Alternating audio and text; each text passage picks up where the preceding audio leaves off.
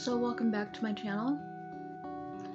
Today I'm going to continue on my journey of life with BPD and a cat that wants to talk really loud right now.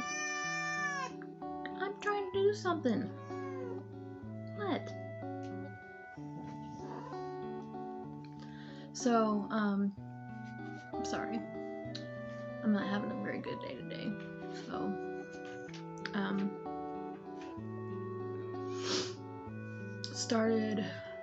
I left off with me meeting my ex-husband, and I guess I'll start it here. It's not a very great story, but I mean, it had its good parts, but my cat's walking by now. We met when my oldest son was 6 weeks old, and I wasn't ready to meet anybody, and now I wish I never had met him, but looking back now, we had a very volatile relationship. My friends didn't like him. My family did not like him. Heck, I think I probably didn't really, to tell the truth, I don't think I really liked the person that he is. I loved him, but I didn't like the person that he was. It's hard to explain. If you knew him, you would understand that he just was hard to like sometimes, a lot of times, because of the way he acted. And he was just a narcissist that had to have everything his own way. And we fought all the time. I mean, there was, like I said, we had good parts too. I'm not saying there was never any good parts, because there was, but we fought all the time over the stupidest stuff. From the very beginning we fought, and I thought that was what a loving relationship was supposed to be like, apparently, because that's what I wanted to be in. I have no idea. But so Dakota was 6 weeks old. We dated for, it was like 2 years, and then well, a year in, he let me get pregnant. It wasn't his choice. He would have rather just had just Dakota. Actually, he liked it when Dakota went to his dad, so we didn't have any kids. He preferred not to have any kids, but he knew what he was getting into when he met me, and I already had a baby, so there was nothing I could do about it. I wasn't going to leave my child or lose my child or give my child away because of him. So he was stuck with it. So I got pregnant.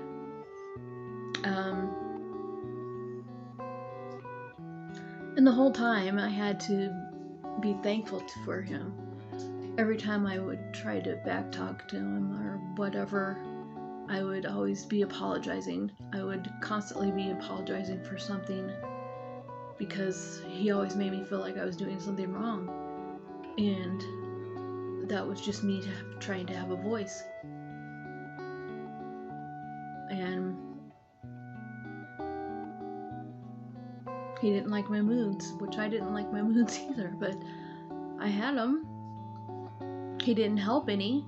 He didn't stand by me. He didn't do anything, encourage me to get better or anything like that. He just told me I was an idiot and told me to shut up. But I'm not going to get into that right now. But I got pregnant.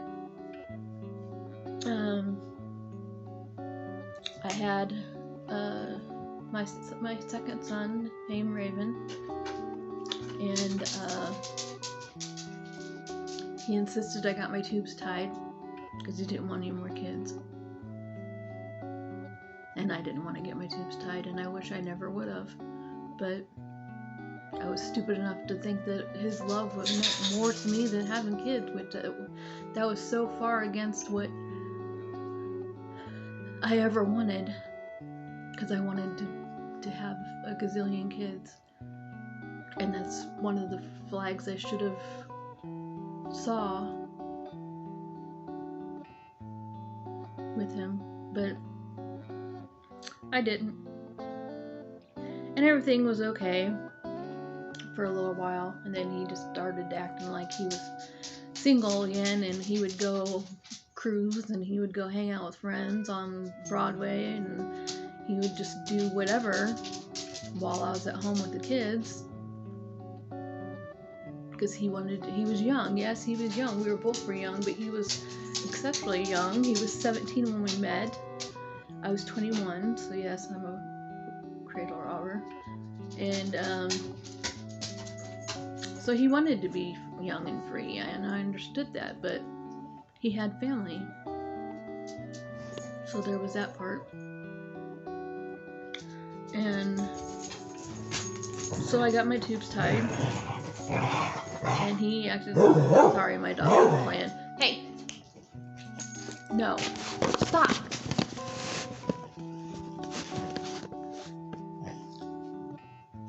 No, cricket. George, no! Not right now. Not right now. Sorry, he's gonna be in the background. So if you don't stop it, I'm gonna punch you right in your nose. He's not listening to me at all. But anyway,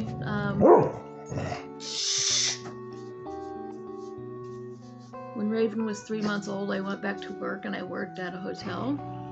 And I really liked doing the work. I did like doing the work. I worked there for 9 months, but my husband did not like the manager because he was pretty hot, and the manager liked me, and he knew he could feel that he liked me, so he didn't want me to be working there anymore. So he did whatever he possibly could to get me to quit. So I finally did, because I got tired of listening to it. So then I went,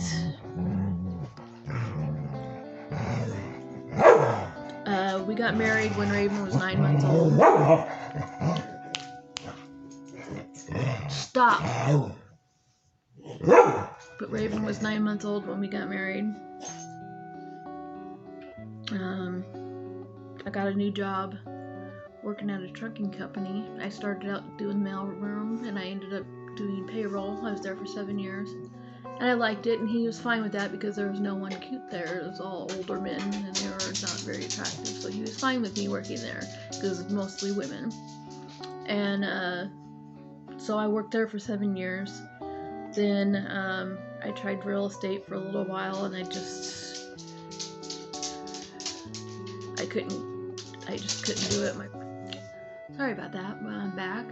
Hopefully they'll be quiet now. I'll try to take out the where it fell, but I'm not really technically intelligent about stuff like that, so I might not, and I'm sorry about that. But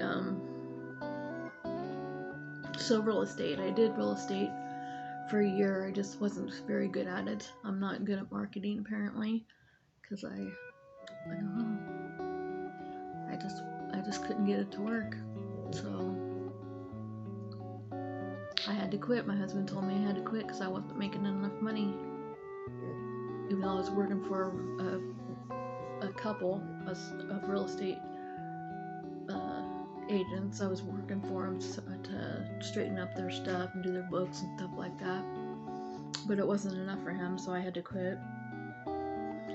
So then I went to a school called Badarot here. It's a technical school, but I went to school to be a licensed vet tech, and I loved it. I loved going to school. I loved working it, and then I was with the animals all day long, so I got straight A's. I graduated with it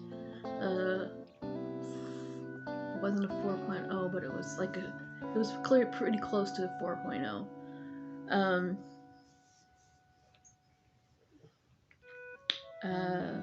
So I went there for, it took me 2 years, and then I started working at a vet clinic, hospital, and as soon as I started, I ended up having to have a hysterectomy, and so they held my job while I healed, which I was very thankful for them, because they could have gotten someone else, but they chose to let me come back after I was healed. I tried to come back earlier than the 6 weeks. They told me 6 to 8 weeks. I tried to go back like 4 or 5 weeks, and it was not good. So I had to stay home for the rest of it. So I worked 3.5 years there. In the meantime, while I was there, my father-in-law passed away, and he passed away in our backyard, and our youngest son found him.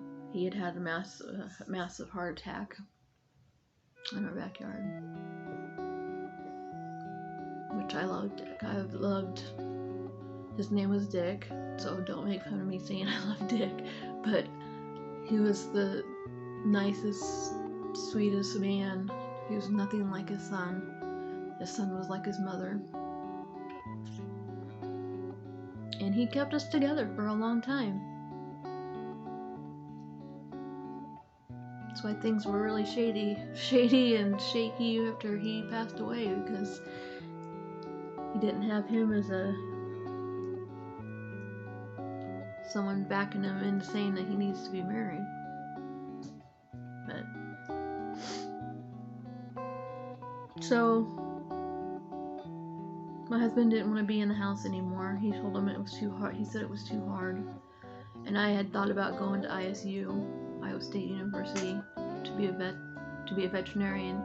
So we tried. We went to Ames.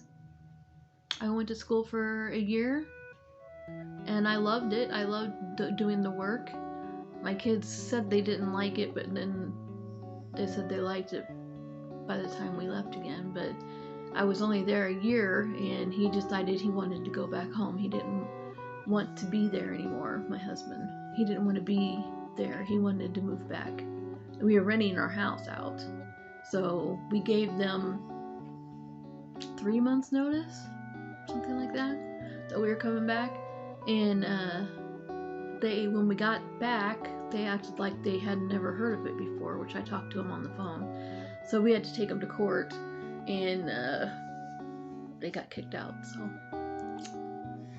because I gave them way more than we needed to. We only needed to give them 30-day notice. So, and they piddle-farted around and had to get kicked out within 24 hours. So that made my mood swings like really, really bad. My anxiety was super bad back then. It was my whole marriage, but it was really bad then. So he decided that he wanted to drive semi-trucks. So he went to school to be a semi-truck driver. Passed, became a semi-truck driver. Decided he didn't like it. He didn't like being out on the road and not being home. So he only did that for a while. And then he couldn't find another job for a long time. And I was back in school for biology. That's the only thing I could get with the schools here near me. Excuse me. And so he got a wild hair and decided he wanted to join the Army. Reserves. I wouldn't let him go full time, because that means we'd have to move, and I wasn't going to do that to my kids again. So he just went reserves. And he was gone for about 2 years through all of his training, and he got deployed as soon as he got done getting his skills, which he was a truck driver for them. So I don't know what the difference was, but it was better doing it for the Army. So while he was gone, my mom got diagnosed with lung cancer. So I did not handle it very well most of the time because I was slowly losing it with him being gone. I mean, he'd had so long being reliable on him that it was hard to be my independent person, but I did become my independent person again and start seeing my friends and family that he wouldn't let me, because he wouldn't let me. So I did while he was gone. And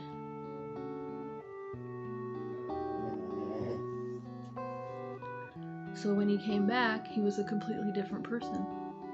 And I've heard that from many people, that their husbands are completely different when they came back from being deployed, and I understand why they're different. They sell some shit that they don't want to talk about, and he did. So he was a complete different person, and he was upset that I was too. He didn't like me being independent. He liked me being meek and listening to everything he said. But I had changed as well, so we tried counseling, we did all kinds of things. I started nursing school to have a stable income for me and my kids, because he wasn't stable. So I had to do something. So I started nursing classes, and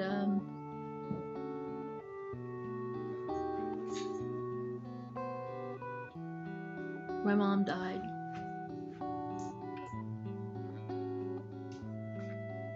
And it was the worst thing that ever happened to me, because she was my best friend. She actually beat cancer and died of pneumonia. So complications from lung cancer, but so it ended up getting her in the end. So,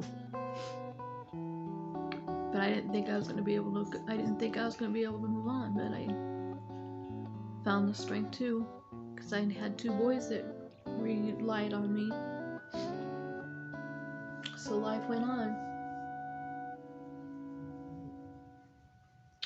He was home and trying to decide what he wants to do with his life. Meanwhile, our bills were piling up. And yes, I should have went to work, but I had to take care of him. He was a basket case. He had PTSD so bad that he was seeing people with guns and all kinds of stuff, so I couldn't leave him.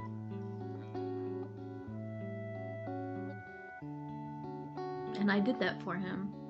And I was there for him. He wasn't there for me when my mom died. He basically told me I needed to get over it. But a year later, my brother died. Lung cancer. It was like a year and 2 weeks or something like that from when my mom died, my brother died. And I was in nursing school still, and I finished out the semester, but I could not go back. I had too much going on. And it was 4 months later, after my brother died, that my husband left me in July. He couldn't take it anymore. He found someone else that would probably listen to him, because I wouldn't anymore. So he found someone else and left me with the house that was getting foreclosed on. So I had to find somewhere for me and my kids to go. He didn't help me, which, whatever. We're better off not being together. But it took 2 years later, and we got a divorce, finally. And I think a month later he got remarried. So I've had a lot of shit going on. A lot. It's such a short frame of time. I still haven't gotten over it. And it happened like 10 years ago. Probably longer than that. I'm not good with dates.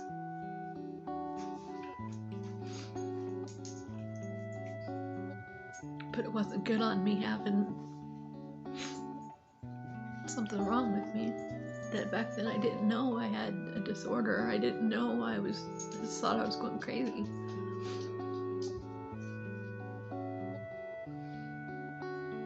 But I wasn't going crazy. I had something wrong with me.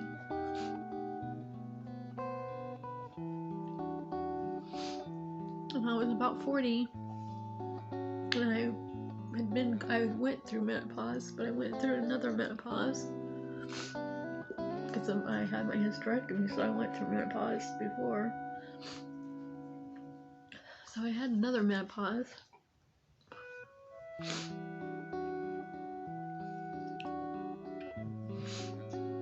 And I did find work because I had to. I ended up working at Walmart.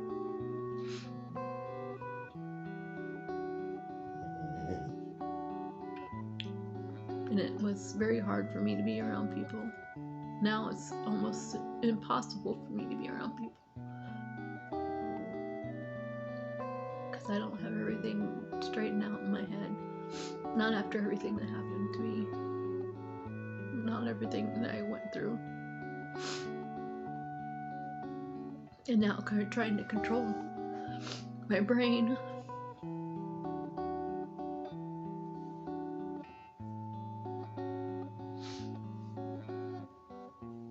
I know it happens to other people, but it just wasn't fair.